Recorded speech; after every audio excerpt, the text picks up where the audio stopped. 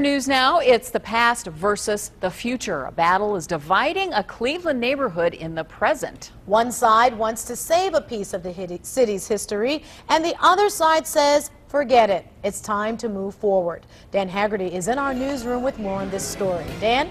Well, when the city of Cleveland, Danita, says something is a landmark, for instance, like your house, well, from then on, you need permission to make any changes to that property, even if you own it. And that's exactly what's happening in the Wade Park Magnolia neighborhood. Here's a live look of that area tonight. Parts of that area haven't changed for more than 100 years. Neighbors say it's time, but council may have other plans. We don't want your historic district! These protesters want to tear down a pair of century-old Cleveland homes near Wade Park and Magnolia. They're butting heads with members of council. Historic homes, one of them, the architect is the same architect as City Hall. These homes are special. Homes that would be nearly untouchable to major change if council declares this area an historic district. The church owns those two homes.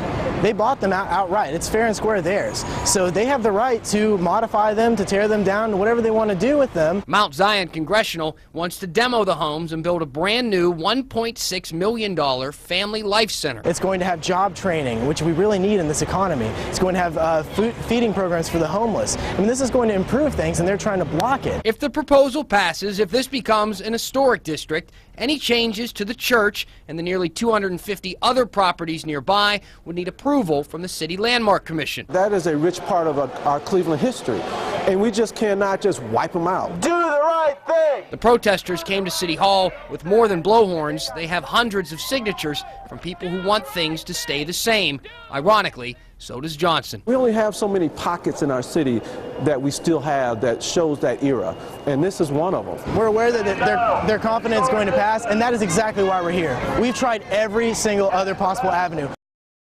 And council will most likely make its decision at tomorrow's meeting. I'm Dan Haggerty, News Channel 5.